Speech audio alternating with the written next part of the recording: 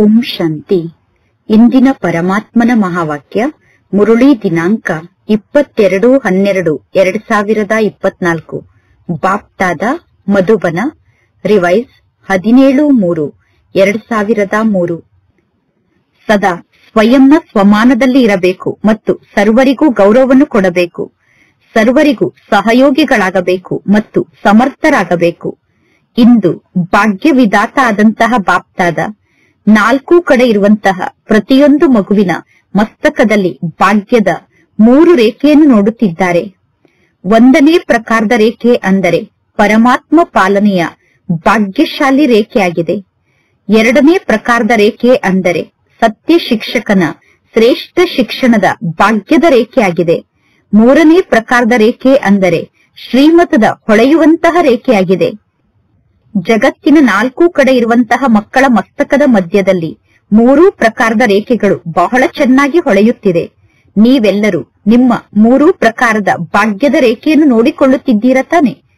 ಭಾಗ್ಯವಿದಾತ ಆದಂತಹ ಪರಮಾತ್ಮ ತಂದೆಗೆ ನೀವು ಮಕ್ಕಳಾಗಿದ್ದೀರಾ. ಮಕ್ಕಳಾದ ನಿಮ್ಮನ್ನು ಬಿಟ್ಟು ಇಂತಹ ಶ್ರೇಷ್ಠ ಭಾಗ್ಯ ಬೇರೆ ಯಾರಿಗೂ ಪ್ರಾಪ್ತಿಯಾಗಲು ಸಾಧ್ಯ ಇಲ್ಲ. ಬಾಪ್ತಾದ ನೋಡುತ್ತಿದ್ದಾರೆ, ವಿಶ್ವದಲ್ಲಿ ಅನೇಕ ಜನ ಕೋಟ್ಯಾಂತರ ಆತ್ಮರಿದ್ದಾರೆ. ಆದರೆ ಆ ಕೋಟ್ಯಾಂತರ ಆತ್ಮರಲ್ಲಿ ಕೇವಲ 6 ಲಕ್ಷ ಪರಿವಾರ ಅಂದರೆ ಎಷ್ಟು ಸಣ್ಣ ಪರಿವಾರ ಆಗಿದೆ. ಕೋಟಿಯಲ್ಲಿ ಕೆಲವರು ನೀವಾಗಿದ್ದೀರಾ. ಪ್ರತಿಯೊಬ್ಬ ಮಾನವನ ಜೀವನದಲ್ಲಿ 3 ಮಾತಿನ ಅವಶ್ಯಕತೆ ಇದೆ. ಪ್ರತಿಯೊಬ್ಬರ ಜೀವನದಲ್ಲಿ ಪಾಲನೆ, ಶಿಕ್ಷಣ ಮತ್ತು ಶ್ರೇಷ್ಠ ಮತ ಅನ್ನುವ 3 ಮಾತಿನ ಅವಶ್ಯಕತೆ ಇದೆ.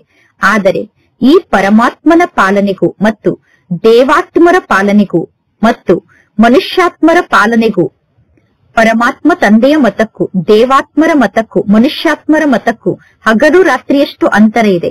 ಪರಮಾತ್ಮ ತಂದೆ ಕಲಿಸುತ್ತಿರುವಂತಹ ಶಿಕ್ಷಣಕ್ಕೂ, ದೇವತೆಗಳು ಕಲಿಯುವಂತಹ ಶಿಕ್ಷಣಕ್ಕೂ, ಮನುಷ್ಯಾತ್ಮರು ಕಲಿಸುವಂತಹ ಶಿಕ್ಷಣಕ್ಕೂ ಹಗಲು ರಾತ್ರಿಯಷ್ಟು ಅಂತರ ಇದೆ. ಅಂದ ಮೇಲೆ ಇಂತಹ ಶ್ರೇಷ್ಠ ಭಾಗ್ಯ ನನಗೆ ಪ್ರಾಪ್ತಿಯಾಗಬಹುದು ಎಂದು ಸಂಕಲ್ಪದಲ್ಲೂ ನಿಮಗೆ ವಿಚಾರ ಇರಲಿಲ್ಲ. ಆದರೆ ಈಗ ಪ್ರತಿಯೊಬ್ಬರ ಮನಸ್ಸು ಸದಾ ಇದೇ ಗೀತೆಯನ್ನು ಹಾಡುತ್ತಿರುತ್ತದೆ, ನಾನು ಪಡೆದುಕೊಂಡು ಬಿಟ್ಟೆ ಎಂದು.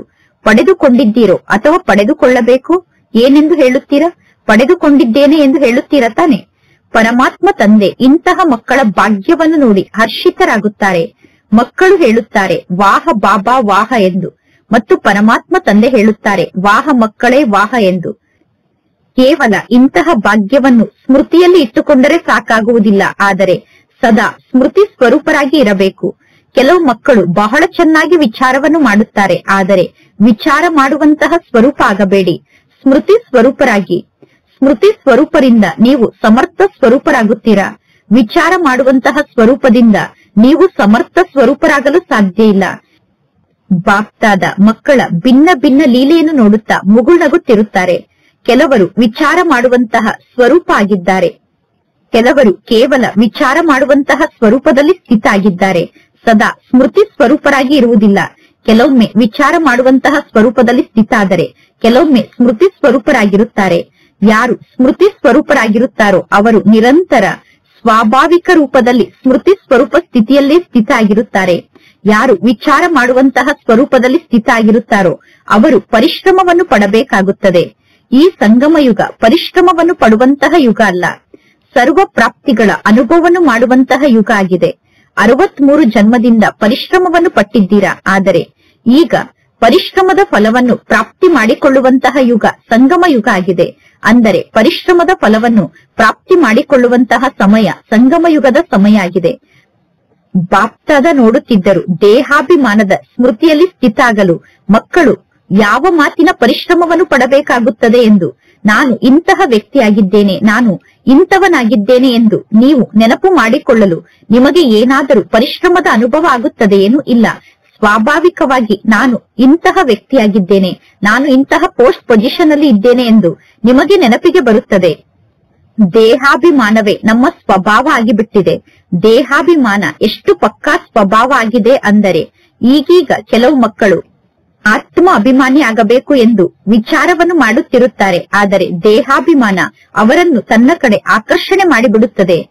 ನಾನು ಆತ್ಮ ಆಗಿದ್ದೇನೆ, ನಾನು ಆತ್ಮ ಆಗಿದ್ದೇನೆ ಎಂದು ಅವರು ವಿಚಾರವನ್ನು ಮಾಡುತ್ತಾರೆ. ಆದರೆ ದೇಹಾಭಿಮಾನ ಎಷ್ಟು ಸ್ವಾಭಾವಿಕ ಸ್ವಭಾವ ಆಗಿದೆ ಅಂದರೆ ಬಾರಿ ಬಾರಿಗೂ ಬಯಸದೇ ಇದ್ದರೂ ವಿಚಾರ ಮಾಡದೇ ಇದ್ದರೂ ದೇಹಾಭಿಮಾನಕ್ಕೆ ಮಕ್ಕಳು ವಶ ಆಗಿ ಬಿಡುತ್ತಾರೆ.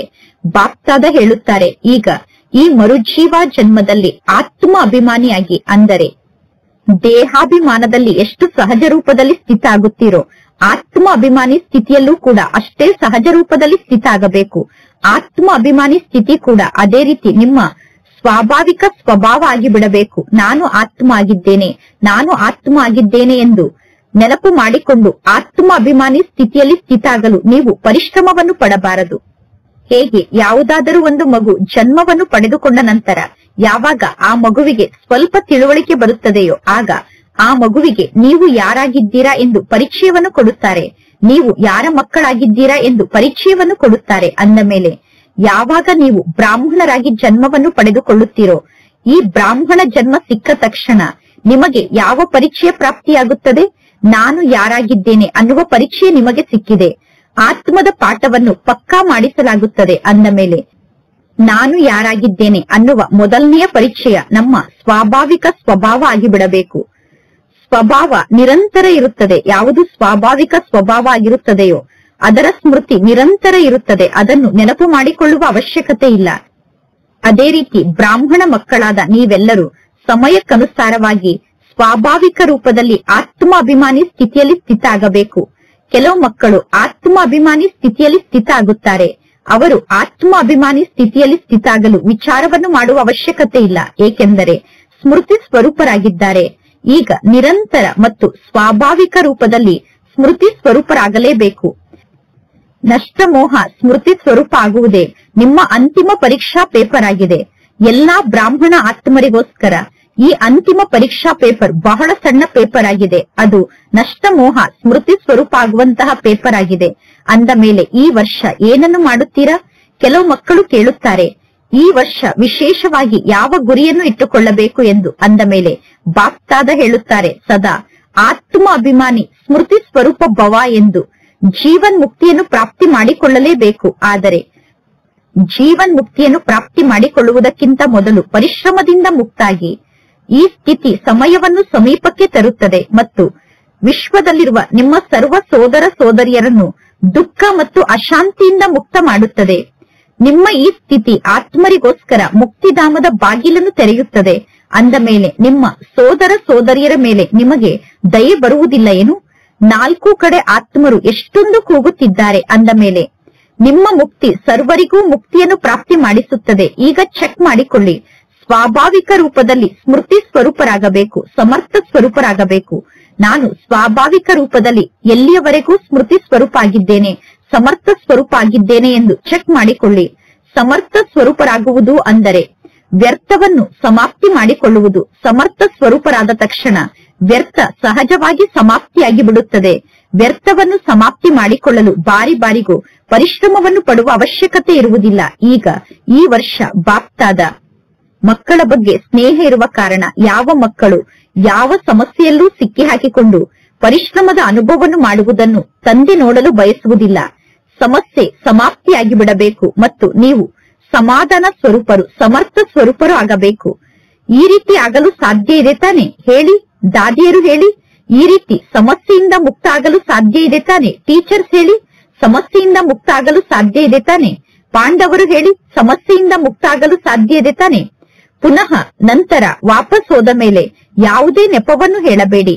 ಇಂತಹ ಪರಿಸ್ಥಿತಿ ಇತ್ತು, ಈ ರೀತಿ ಆಯಿತು, ಆದ್ದರಿಂದ ಸಮಸ್ಯೆಯಿಂದ ಮುಕ್ತ ಆಗಲು ಸಾಧ್ಯ ಆಗಲಿಲ್ಲ ಎಂದು ಹೇಳಬೇಡಿ. ಈ ರೀತಿ ಆಗದೇ ಇದ್ದಿದ್ದರೆ ಈ ರೀತಿ ಆಗುತ್ತಿರಲಿಲ್ಲ ಎಂದು ವಿಚಾರವನ್ನು ಮಾಡಬೇಡಿ. ಬಾಪ್ತಾದ ಇಂತಹ ಬಹಳಷ್ಟು ಮಧುರ ಮಧುರವಾದ ಆಟವನ್ನು ನೋಡಿಬಿಟ್ಟಿದ್ದಾರೆ. ಏನಾದರೂ ಆಗಲಿ, ಹಿಮಾಲಯ ಪರ್ವತಕ್ಕಿಂತ ದೊಡ್ಡ ಸಮಸ್ಯೆ ನಿಮ್ಮ ಸಮ್ಮುಖಕ್ಕೆ ಬರಲಿ, ನಿಮ್ಮ ಸಮ್ಮುಖದಲ್ಲಿರುವ ಸಮಸ್ಯೆ ಹಿಮಾಲಯ ಪರ್ವತದಷ್ಟು ದೊಡ್ಡ ಸ್ವರೂಪದಲ್ಲಿ ಇರಬಹುದು. ಸಮಸ್ಯೆ 100 ಪಟ್ಟು ದೊಡ್ಡ ಸ್ವರೂಪದಲ್ಲಿ ನಿಮ್ಮ ಸಮ್ಮುಖದಲ್ಲಿ ಇರಬಹುದು. ಬಲೆ ತನುವಿನ ಮೂಲಕ ಸಮಸ್ಯೆ ಬಂದಿರಬಹುದು, ಮನಸ್ಸಿನ ಮೂಲಕ ಬಂದಿರಬಹುದು, ವ್ಯಕ್ತಿಗಳ ಮೂಲಕ ಬಂದಿರಬಹುದು, ಪ್ರಕೃತಿಯ ಮೂಲಕ ಸಮಸ್ಯೆ ಬಂದಿರಬಹುದು. ಪರಿಸ್ಥಿತಿ ನಿಮ್ಮ ಸ್ವಸ್ಥಿತಿಯ ಮುಂದೆ ಏನೂ ಅಲ್ಲ ಮತ್ತು ಸ್ವಸ್ಥಿತಿಗೆ ಸಾಧನ ಅಂದರೆ ಸ್ವಮಾನ ಆಗಿದೆ. ಸ್ವಾಭಾವಿಕ ಸ್ವರೂಪದಲ್ಲಿ ಸ್ವಮಾನದಲ್ಲಿ ಸ್ಥಿತ ಆಗಬೇಕು. ಸ್ವಮಾನವನ್ನು ನೆನಪು ಮಾಡಿಕೊಳ್ಳುವ ಅವಶ್ಯಕತೆ ಇರಬಾರದು. ಬಾರಿ ಬಾರಿಗೂ ಸ್ವಮಾನವನ್ನು ನೆನಪು ಮಾಡಿಕೊಳ್ಳಲು ಪರಿಶ್ರಮವನ್ನು ಪಡುವ ಅವಶ್ಯಕತೆ ಬರಬಾರದು. ನಾನು ಸ್ವದರ್ಶನ ಚಕ್ರಧಾರಿಯಾಗಿದ್ದೇನೆ, ನಾನು ಪರಮಾತ್ಮ ತಂದೆಯ ಕಣ್ಮಣಿಯಾಗಿದ್ದೇನೆ, ನಾನು ಪರಮಾತ್ಮ ತಂದೆಯ ಹೃದಯ ಸಿಂಹಾಸನಕ್ಕೆ ಅಧಿಕಾರಿಯಾಗಿದ್ದೇನೆ ಎಂದು ಬಾರಿ ಬಾರಿಗೂ ಪರಿಶ್ರಮ ಪಟ್ಟು ನೆನಪು ಮಾಡಿಕೊಳ್ಳಬಾರದು. ನಾನು ಪರಮಾತ್ಮ ತಂದೆಯ ಹೃದಯ ಸಿಂಹಾಸನಕ್ಕೆ ಅಧಿಕಾರಿ ಆಗೇ ಬಿಟ್ಟಿದ್ದೇನೆ, ನಾನು ಪರಮಾತ್ಮ ತಂದೆಯ ಕಣ್ಮಣಿಯಾಗಿದ್ದೇನೆ, ನಾನು ಸ್ವದರ್ಶನ ಚಕ್ರಧಾರಿ ಆಗೇ ಬಿಟ್ಟಿದ್ದೇನೆ ಅನ್ನುವ ಸ್ವರೂಪದಲ್ಲಿ ಸ್ಥಿತ ಆಗಬೇಕು. ನನ್ನನ್ನು ಬಿಟ್ಟು ಈ ರೀತಿ ಸ್ವಮಾನದಲ್ಲಿ ಸ್ಥಿತ ಆಗುವಂತಹ ಆತ್ಮರು ಬೇರೆ ಯಾರಾದರೂ ಇದ್ದಾರೇನು? ಕಲ್ಪದ ಮೊದಲು ಯಾರು ಈ ರೀತಿ ಸ್ವಮಾನದಲ್ಲಿ ಸ್ಥಿತ ಆಗಿದ್ದರು?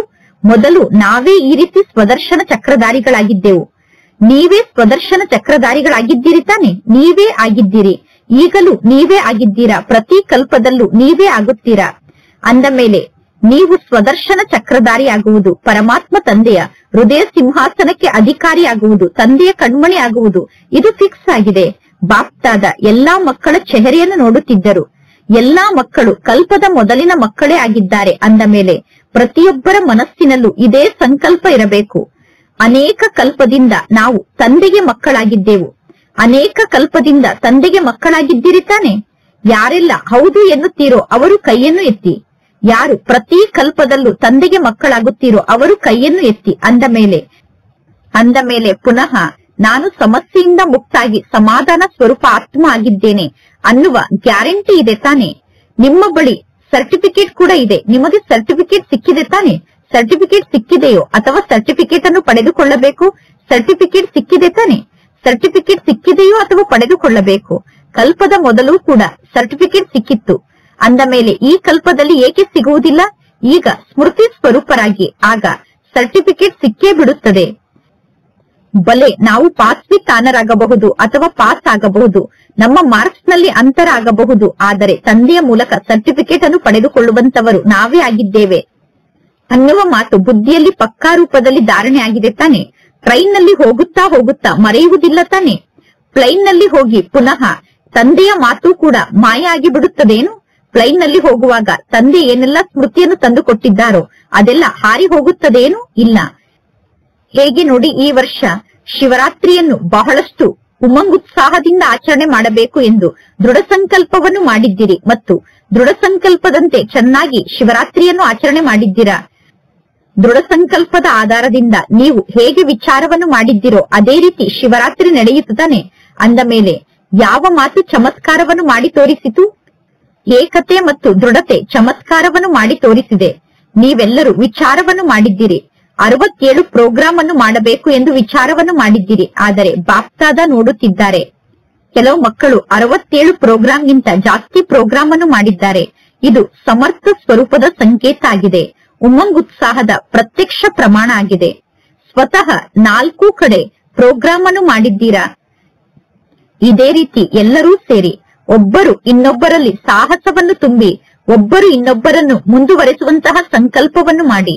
ಈಗ ನೀವು ಸಮಯವನ್ನು ಸಮೀಪಕ್ಕೆ ತರಲೇಬೇಕು. ಆತ್ಮರಿಗೆ ಮುಕ್ತಿಯನ್ನು ಪ್ರಾಪ್ತಿ ಮಾಡಿಸಲೇಬೇಕು. ಆದರೆ ಯಾವಾಗ ನೀವು ವಿಚಾರ ಮಾಡುವಂತಹ ಸ್ವರೂಪದಿಂದ ಸ್ಮೃತಿ ಸ್ವರೂಪರಾಗುತ್ತೀರೋ ಆಗ ಮಾತ್ರ ಎಲ್ಲರಿಗೂ ಮುಕ್ತಿಯನ್ನು ಪ್ರಾಪ್ತಿ ಮಾಡಿಸಲು ಸಾಧ್ಯ. ಬಾಪ್ತಾದ ಕೇಳಿಸಿಕೊಂಡರು. ವಿದೇಶದವರು ವಿಶೇಷವಾಗಿ ಸ್ನೇಹ ಮಿಲನದ ಮೀಟಿಂಗ್ ಅನ್ನು ಮಾಡುತ್ತಿದ್ದಾರೆ. ಭಾರತದವರು ಕೂಡ ಮೀಟಿಂಗ್ ಅನ್ನು ಮಾಡುತ್ತಿದ್ದಾರೆ.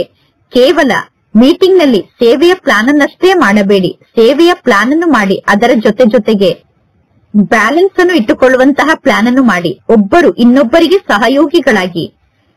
ಈಗ ಎಲ್ಲರೂ ಸರ್ವಶಕ್ತಿವಂತ ಆತ್ಮರಾಗಿ ಮುಂದೆ ಹಾರುತ್ತಾ ಹೋಗಬೇಕು. ಆ ರೀತಿ ಒಬ್ಬರು ಇನ್ನೊಬ್ಬರಿಗೆ ಸಹಯೋಗಿಗಳಾಗಿ ದಾತಾಗಿ ಸಹಯೋಗವನ್ನು ನೀಡಿ. ಮಾತನ್ನು ನೋಡಬೇಡಿ. ಸಹಯೋಗಿಗಳಾಗಿ ಸ್ವಮಾನದಲ್ಲಿ ಸ್ಥಿತಾಗಿ ಮತ್ತು ಗೌರವವನ್ನು ಕೊಟ್ಟು ಸಹಯೋಗಿಗಳಾಗಿ. ಏಕೆಂದರೆ ಯಾವುದೇ ಒಂದು ಆತ್ಮಕ್ಕೆ ನೀವು ಮನಸ್ಸಿನಿಂದ ಗೌರವವನ್ನು ಕೊಟ್ಟರೆ ಅದು ಬಹಳ ದೊಡ್ಡ ಪುಣ್ಯದ ಕಾರ್ಯಾಗಿದೆ. ಏಕೆಂದರೆ ದುರ್ಬಲ ಆತ್ಮರಿಗೆ ಉಮಂಗುತ್ಸಾಹವನ್ನು ತುಂಬುವುದು ಇದು ಬಹಳ ದೊಡ್ಡ ಪುಣ್ಯ ಆಗಿದೆ. ಕೆಳಗಡೆ ಬಿದ್ದಿರುವಂತಹ ಆತ್ಮರನ್ನು ಇನ್ನೂ ಕೆಳಗಡೆ ಬೀಳಿಸಬಾರದು. ಬಿದ್ದಿರುವಂತಹ ಆತ್ಮರನ್ನು ಆಲಿಂಗನ ಮಾಡಿಕೊಳ್ಳಬೇಕು. ಅಂದರೆ ಸ್ಥೂಲ ರೂಪದಲ್ಲಿ ಆಲಿಂಗನವನ್ನು ಮಾಡಿಕೊಳ್ಳಬೇಡಿ. ಆಲಿಂಗನವನ್ನು ಮಾಡಿಕೊಳ್ಳುವುದು ಅಂದರೆ ಪರಮಾತ್ಮ ತಂದೆಯ ಸಮಾನ ಮಾಡುವುದು. ತಂದೆಯ ಸಮಾನ ಆಗಲು ಅವರಿಗೆ ಸಹಯೋಗವನ್ನು ಕೊಡುವುದು. ಅಂದ ಮೇಲೆ ಪರಮಾತ್ಮ ತಂದೆ ಕೇಳುತ್ತಿದ್ದಾರೆ, ಈ ವರ್ಷದಲ್ಲಿ ಏನನ್ನು ಮಾಡಬೇಕು? ಸದಾ ಗೌರವವನ್ನು ಕೊಡಬೇಕು ಮತ್ತು ಸ್ವಮಾನದಲ್ಲಿ ಸ್ಥಿತ ಆಗಬೇಕು. ಸಮರ್ಥರಾಗಿ ಅನ್ಯರನ್ನು ಸಮರ್ಥರನ್ನಾಗಿ ಮಾಡಬೇಕು. ವ್ಯರ್ಥ ಮಾತಿನಲ್ಲಿ ಸಿಕ್ಕಿ ಹಾಕಿಕೊಳ್ಳಬಾರದು. ಯಾರು ದುರ್ಬಲ ಆತ್ಮರಾಗಿದ್ದಾರೋ ಅವರು ಮೊದಲೇ ದುರ್ಬಲ ಆತ್ಮರಾಗಿದ್ದಾರೆ. ನೀವು ಅವರ ದುರ್ಬಲತೆಯನ್ನು ನೋಡುತ್ತಿದ್ದರೆ ನೀವು ಅವರಿಗೆ ಹೇಗೆ ಸಹಯೋಗಿಯಾಗಲು ಸಾಧ್ಯ? ಸಹಯೋಗವನ್ನು ಕೊಡಿ, ಆಗ ಆಶೀರ್ವಾದ ಸಿಗುತ್ತದೆ. ಎಲ್ಲದಕ್ಕಿಂತ ಬಹಳ ಸಹಜ ಪುರುಷಾರ್ಥ ಅಂದರೆ ಬೇರೆ ಏನನ್ನೂ ಮಾಡಲು ಸಾಧ್ಯ ಆಗದೇ ಇದ್ದರೂ ಕೂಡ ಎಲ್ಲಾ ಮಾತಿಗಿಂತ ಬಹಳ ಸಹಜ ಪುರುಷಾರ್ಥ ಅಂದರೆ ಒಬ್ಬರು ಇನ್ನೊಬ್ಬರಿಗೆ ಆಶೀರ್ವಾದವನ್ನು ಕೊಡಿ ಮತ್ತು ಆಶೀರ್ವಾದವನ್ನು ಪಡೆದುಕೊಳ್ಳಿ. ಗೌರವವನ್ನು ಕೊಡಿ ಮತ್ತು ಮಹಿಮೆಗೆ ಯೋಗ್ಯರಾಗಿ. ಗೌರವವನ್ನು ಕೊಡುವಂತವರೇ ಸರ್ವರ ಮೂಲಕ ಮಹಿಮೆಗೆ ಯೋಗ್ಯರಾಗುತ್ತಾರೆ. ಯಾರು ಗೌರವವನ್ನು ಕೊಡುತ್ತಾರೋ ಅವರು ಸರ್ವರ ಗೌರವಕ್ಕೂ ಪಾತ್ರರಾಗುತ್ತಾರೆ. ಅಂದ ಮೇಲೆ ಎಷ್ಟು ಜಾಸ್ತಿ ನೀವು ಮಹಿಮೆಗೆ ಯೋಗ್ಯರಾಗುತ್ತೀರೋ ಅಷ್ಟು ರಾಜ್ಯ ಅಧಿಕಾರಿಗಳಾಗುತ್ತೀರಾ ಮತ್ತು ಪೂಜ್ಯ ಆತ್ಮರಾಗುತ್ತೀರಾ. ಪ್ರಾಪ್ತಿಯನ್ನು ಕೊಡುತ್ತಾ ಹೋಗಿ, ಸಹಯೋಗವನ್ನು ಕೊಡುತ್ತಾ ಹೋಗಿ. ಅನ್ಯರಿಂದ ಪಡೆದುಕೊಳ್ಳುವ ವಿಚಾರವನ್ನು ಮಾಡಬೇಡಿ. ಅವರು ನನಗೆ ಸಹಯೋಗವನ್ನು ಕೊಟ್ಟರೆ ನಾನು ಅವರಿಗೆ ಸಹಯೋಗವನ್ನು ಕೊಡುತ್ತೇನೆ ಎಂದು ವಿಚಾರವನ್ನು ಮಾಡಿದರೆ ಅದು ಬಿಸಿನೆಸ್ ಮ್ಯಾನ್ಗಳ ಕಾರ್ಯವನ್ನು ಮಾಡಿದಂತೆ ಆಗುತ್ತದೆ. ನೀವು ದಾತ ಆದಂತಹ ಪರಮಾತ್ಮ ತಂದೆಗೆ ಮಕ್ಕಳಾಗಿದ್ದೀರಾ. ಇನ್ನು ಬಾಪ್ತಾದ 4 ಕಡೆ ಇರುವಂತಹ ಮಕ್ಕಳ ಸೇವೆಯನ್ನು ನೋಡಿ ಖುಷಿ ಪಡುತ್ತಿದ್ದಾರೆ.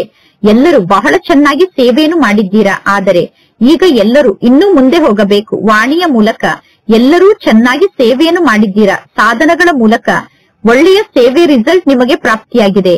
ಅನೇಕ ಆತ್ಮರ ಕಂಪ್ಲೇಂಟ್ ಅನ್ನು ಸಮಾಪ್ತಿ ಮಾಡಿದ್ದೀರಾ. ಜೊತೆಗೆ ತೀವ್ರ ಗತಿಯಿಂದ ಮುಂದೆ ಹೋಗುತ್ತಿರುವ ಸಮಯವನ್ನು ನೋಡಿ ಬಾಪ್ತಾದ ಈಗ ಏನನ್ನು ಬಯಸುತ್ತಾರೆ ಅಂದರೆ ಕೇವಲ ಕೆಲವು ಆತ್ಮರ ಸೇವೆಯನ್ನು ಮಾಡಬೇಡಿ, ಆದರೆ ವಿಶ್ವದ ಸರ್ವ ಆತ್ಮರಿಗೂ ಮುಕ್ತಿಯನ್ನು ನೀಡುವುದಕ್ಕೋಸ್ಕರ ಮುಕ್ತಿದಾತನ ರೂಪದಲ್ಲಿ ನಿಮಿತ್ತ ಆದಂತಹ ಆತ್ಮರು ನೀವಾಗಿದ್ದೀರಾ. ಆದರೆ ನೀವೆಲ್ಲರೂ ಪರಮಾತ್ಮ ತಂದೆಗೆ ಜೊತೆಗಾರರಾಗಿದ್ದೀರಾ. ಅಂದ ಮೇಲೆ ಸಮಯದ ತೀವ್ರತೆಗನುಸಾರವಾಗಿ ಈಗ ಒಂದೇ ಸಮಯದಲ್ಲಿ 3 ಪ್ರಕಾರದ ಸೇವೆಯನ್ನು ಮಾಡಬೇಕು. 1ನೇದಾಗಿ ವಾಣಿಯ ಮೂಲಕ ಸೇವೆಯನ್ನು ಮಾಡಿ. 2ನೇದಾಗಿ ಸ್ವಯಂ ಶಕ್ತಿಶಾಲಿ ಸ್ಥಿತಿಯಲ್ಲಿ ಸ್ಥಿತಾಗಿ ಸೇವೆಯನ್ನು ಮಾಡಿ. ಮತ್ತು 3ನೇದಾಗಿ ಶ್ರೇಷ್ಠ ಆತ್ಮಿಕ ವೈಬ್ರೇಷನ್ ನ ಮೂಲಕ ನೀವು ಯಾವ ಸ್ಥಾನದಲ್ಲಿ ಸೇವೆಯನ್ನು ಮಾಡುತ್ತೀರೋ ಆ ಸ್ಥಾನದಲ್ಲಿ ಆತ್ಮಿಕ ವೈಬ್ರೇಷನ್ ಅನ್ನು ಹರಡಿ. ಆಗ ಆ ವೈಬ್ರೇಷನ್ ನ ಪ್ರಭಾವ ಸಹಜವಾಗಿ ಎಲ್ಲರನ್ನೂ ಆಕರ್ಷಣೆ ಮಾಡುತ್ತದೆ.